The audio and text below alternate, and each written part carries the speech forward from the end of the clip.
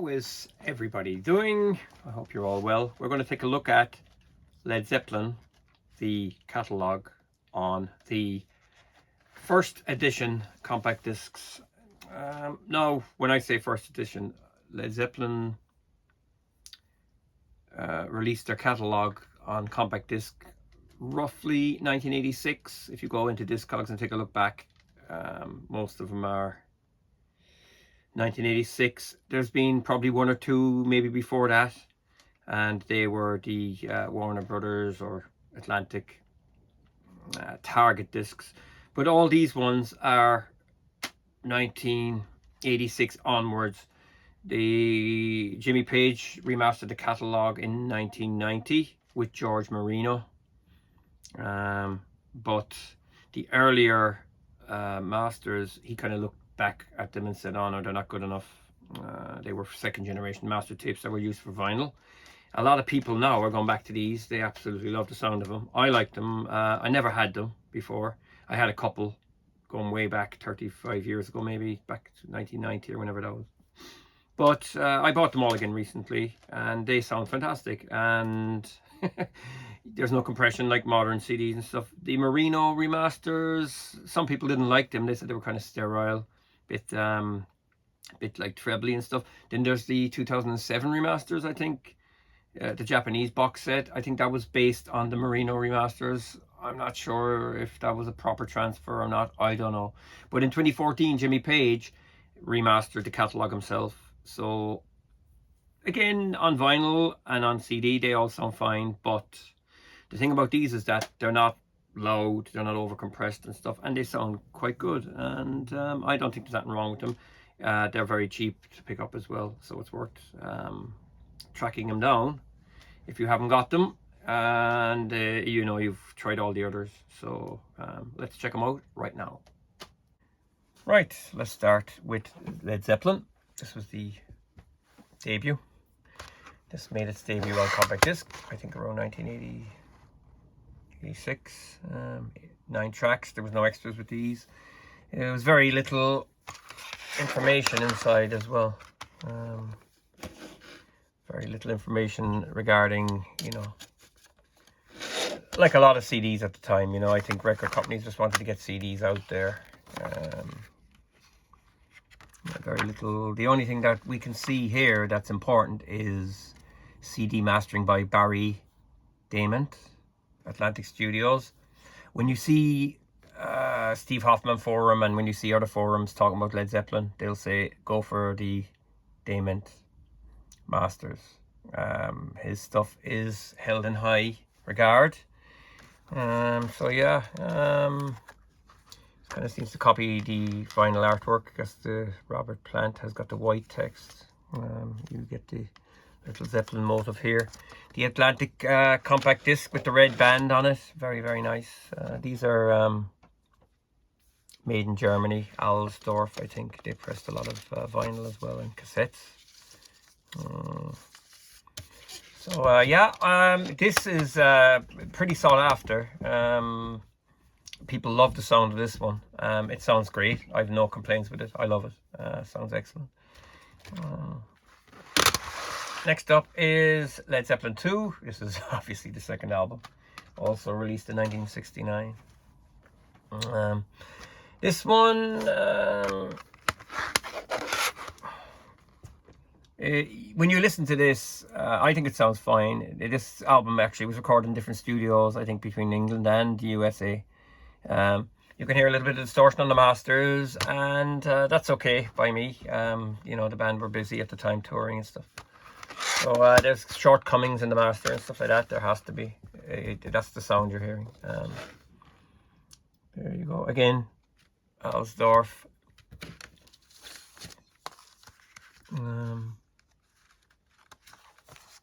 Very little information inside, just the track listing and who wrote them and stuff like that. CD mastering by Barry Diament. So that's a plus, and you know, great album as well. Next up, Led Zeppelin III.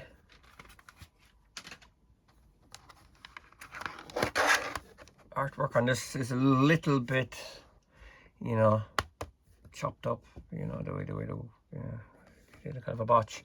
You know, the music on this compact disc, you know, that thing that they used to write, takes up a lot of space. It doesn't have to, you know. Back in the early days of compact disc. Again, another Atlantic with a red ring, but again, Germany. Very little here again except Barry Diament, and that's what you want. Pretty sparse, yeah, I must admit, but yeah, it sounds okay. I think it sounds great, you know, nice. And now Untitled, or some people call it Led Zeppelin IV. I remember having this back in 1990, and it was a gold CD. I think a lot of the Zeppelin catalog came in the gold. Now this isn't mastered by Diament. It was somebody else, I can't remember. So this is the one that isn't done by him. I bought this recently, and funny enough, this exact one has got the channels reversed as far as I know, so you gotta look out for that. Pretty generic looking disc again. Alsdorf. And I think the guy who mastered it is uncredited here, I think. Yeah, you get the lyrics to Stairway to Heaven, like on the album. 1971, long time ago. Yeah. I think this sounds fine as well. I really like the sound of it. You know, I know the music is great, but it still sounds pretty good. Next up is Houses of the Holy. I love this album. It's a great treat to listen to. It's a kind of very light-hearted Zeppelin album in some ways. There's some funny music on it. I also had this, I think, back in 1990. The song remains the same. The Rain Song, fantastic. Over the Hills, The Crunge. Dancing Days. And of course, No Quarter, which is fantastic. Yeah, I really like this album. Of course, again, you know, the artwork has, this is the first time it was used like this as far as I know. Normally there's a belly band on the vinyl, so this was kind of a new slant on the artwork. Now with this one you get the lyrics, so it's the first Zeppelin album with lyrics.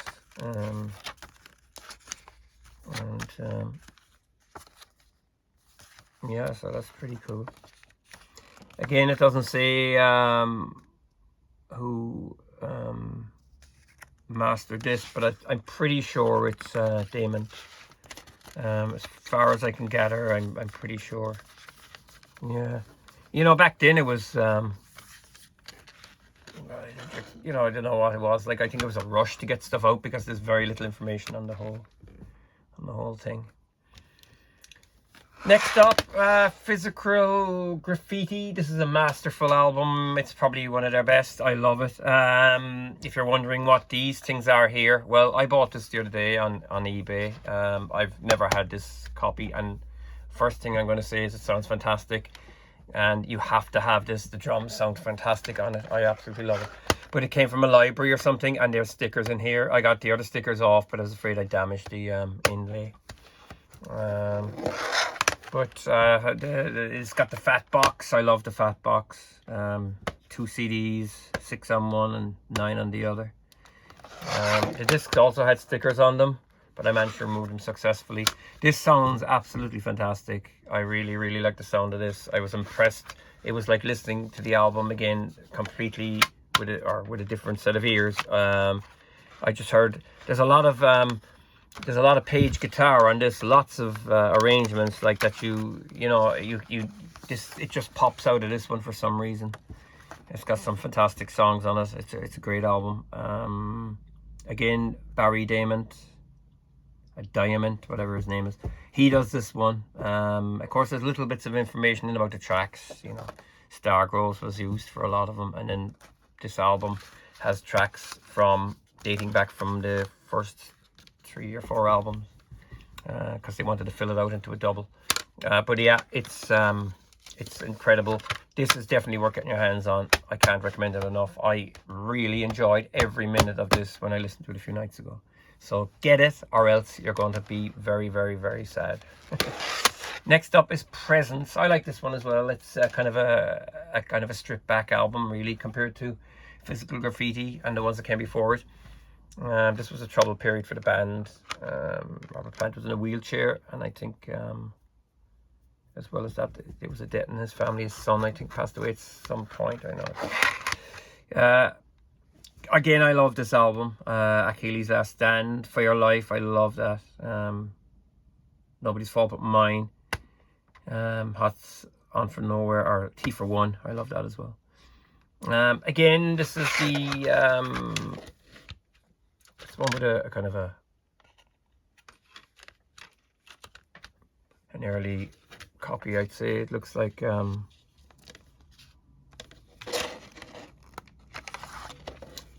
PDO or something like that.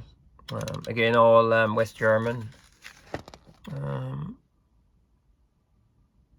Again, we have Barry Diament. So Diament. Yeah, lack of artwork in here is shocking, and of course they throw in a couple of the obelisks. Great album, definitely worth having. Yeah, you gotta have it, you know. Next up, I've had this for a couple of years. I think, I can't remember. I just picked it up at a record fair one day. It was a couple of quid. Song remains the same. It's only got 9 tracks on it, because in 2008 I think they remastered it, and now you've got extra on it. I just picked this up. There's fading on the side of the box, so you can't see anything, but it's on this side. Yeah, I've noticed as well that you can't get the double vinyl of this anymore. They've stopped pressing it because it's a 4 CD box. This is the USA version, and of course it's got the Atlantic red ring discs. But I just grabbed this. I thought it'd be nice to have it. Who cut this? LP. Yeah, Diament again on this one. So yeah, good to have. You know, pick them up for next to nothing. Yeah. So yeah, you know you want it, go get it. This just came through the letterbox today. I actually bought it 2 weeks ago, and they sent me the wrong one. They sent me the Jimmy Page remaster. I listened to the Jimmy Page remaster, and it actually sounds great, but again, this album is a pig. It's one that I think it's a weak album. It's probably their worst album. For me, it's the bottom of the barrel. In the evening, it always feels like that's going on forever. Southbound Sorez, that's not too bad, but the jerky rhythm on it annoys me. Fool in the Rain, I absolutely love that. The drums, like, in fairness, you know, that influenced Jeff Becerra, I think, for Rosanna by Toto. Hot Dog, I actually like Hot Dog, it's great. Carouselambra, that's terrible. You know, I know a lot of people might like this album, but I think it's terrible. All My Love, just repetitive. It's therapy. I don't like it, and I'm Gonna Crawl. I actually like that. It's not bad. So a bad album ending on a good note. You know, yeah. I think Diament does this one as well. He's not credited on it. This is actually a PDO. You know, the Polydor. You know, so it's got the very smooth edges. West Germany. Yeah, the silver middle. Yeah, great discs.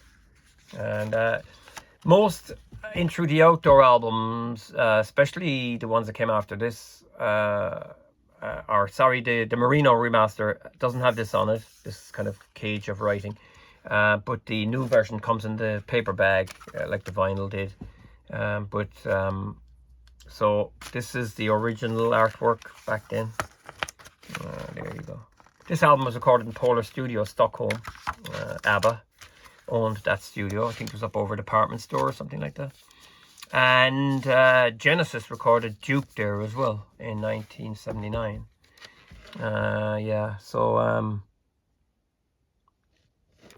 there you go. That's In Through the Outdoor. And last but not least is Coda.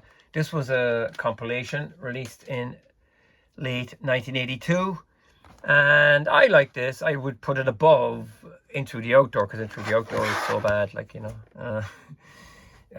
There's some great stuff on this. Again, this is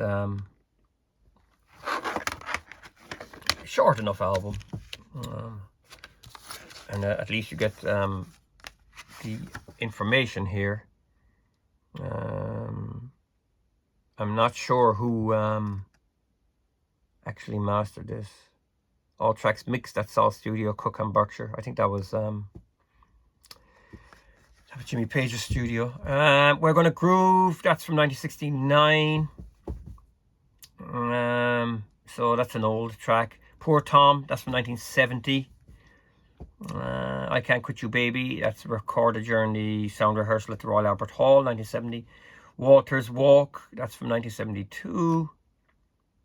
Ozone Baby, that's one of the Polar Sessions from 1978. That should have been on Into the Outdoor, really. Darlene, that's another one from the Polar Sessions, 78. And Bonzo's Montreux is a drum solo, and it's fantastic. And that was from 1976. And then finally Wearing and Tearing, which is a belter, and that was from the Polar Session 78. I think, you know what, if Carousel Amber was axed from, and All My Love was axed from Into the Outdoor, and they were put on it, you'd have a fine album. But that's not the way it worked out. Yeah, so that's it. Yeah, so that's it. That's Led Zeppelin. I suppose the early CDs, I guess. I don't know how you would say it. Yeah. So that's it. You can let me know in the comments down below what you think. What's your favorite Zeppelin album? What do you think is the best? I think that it's only in the last 3 or 4 weeks I've really been listening to them again, intently. You know, I've just been enjoying listening to them so much. I just had to update the collection because I've had really only the Remasters 4 CD box set and the vinyl box set of that, and Mothership, and the Song Remains the Same, the box sets. And then recently I bought BBC Sessions, and How the West Was Won. And yeah, I think that you know, I just went back and got that catalogue. I'm going to probably buy the Jimmy Page CDs as well. I also have the Japanese box set. I've other videos about Led Zeppelin, you can find them on my channel. But I really like these. I like these ones, the first editions, I guess we'll call them. You know, and technically, like, a first edition probably ran from, what did I say, 1986 until 1993, when they remastered them and started using the Marinos. The Marino remasters as well have got the Swan Song on all the discs, and it's got different artwork, and the back is different as well. So yeah, that's it. That's all there is to say, really. Thanks for watching. Feel free to subscribe, hit the like button. Thanks for watching. Take care.